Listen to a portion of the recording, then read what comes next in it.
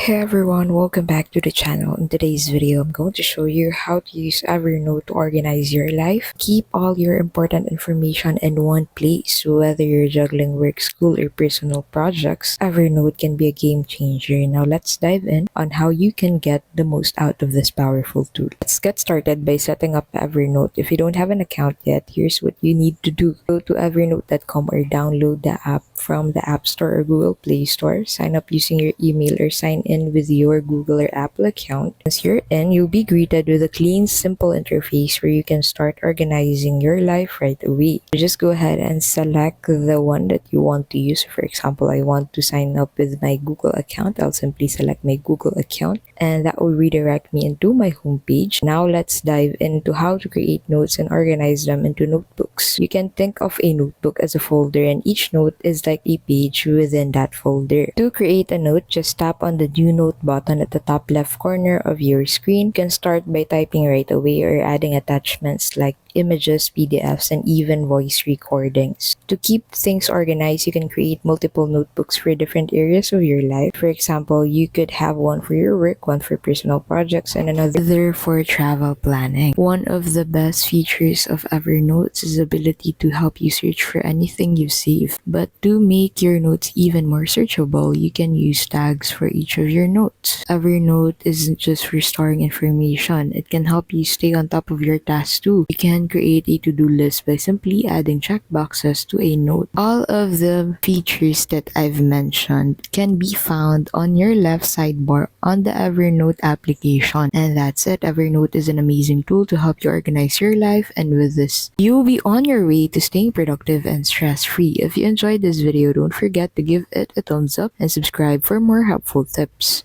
Have any questions or want to share your favorite Evernote features? Drop them in the comments below. Thanks for watching and I'll see you in the next video.